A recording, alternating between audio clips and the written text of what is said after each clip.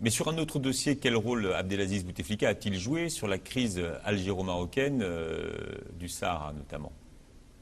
Alors, sur le Maroc, moi je pense que, comme sur d'autres sujets, Bouteflika a un rapport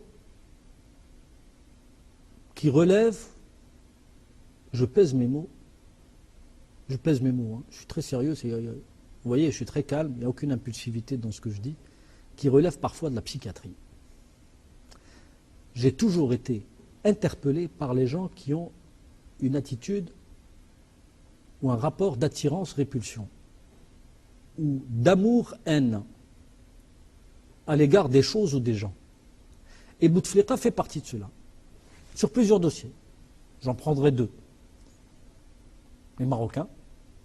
Bouteflika est plus marocain que n'importe quel Marocain. Mais en même temps, il déteste, ou il détestait Hassan II notamment, et aujourd'hui Mohamed VI. Il le détestait ou l'admirait? Mais c'est ça, c'est ce que je vous dis. Ça relève de la psychiatrie. C'est-à-dire quand on est dans un rapport d'amour-haine. Il signait, comme je le rapporte dans mon livre, c'est son courrier, votre serviteur dévoué, ou votre dévoué sujet, Abdelaziz Bouteflika, quand il écrivait au roi du Maroc. Donc il se considérait comme un sujet de Hassan II. Il ne se considérait pas comme un citoyen algérien. Mais en même temps, il avait un rapport qui s'est d'ailleurs continué, à la fois d'admiration à l'égard de ce roi à peine plus âgé que lui, qui fut sacré au moment où lui aussi accédait aux premières loges de la chose politique. Et il y a, je crois, quelque part, quelque chose que les psychologues et les psychiatres devraient explorer. Puisque cette image que j'ai relatée dans mon livre, où le jour des funérailles de Hassan II, on le voit s'agripper. Ce n'est pas de moi, l'analyse n'est pas de moi, c'est un fin connaisseur à la fois et de Bouteflika et du pouvoir algérien qui m'a, disons, brossé ce tableau. Il me dit, est-ce que vous avez vu le jour où il s'est agrippé au cercueil de Hassan II?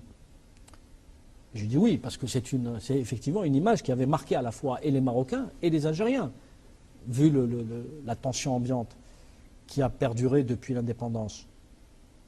Alors il me dit, ce geste, c'est de la haute voltige diplomatique, à première vue, ce qui est vrai, puisqu'avec un tel geste, on réconcilie quasiment deux pays. On voit un président d'un pays en train carrément de souffrir devant la mort du monarque contre lequel il n'a cessé de mener des offensives et lequel monarque lui rendait bien. Enfin, je veux dire, je ne suis pas en train de prendre parti. Et il m'a dit, oui, mais il y a autre chose. Il y a autre chose de beaucoup plus profond. Il m'a dit, parce que vous ne connaissez pas Bouteflika. Moi, je le connais.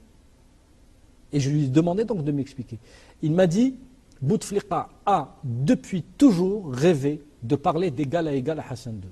Et en fait, il devient président algérien en avril 1999.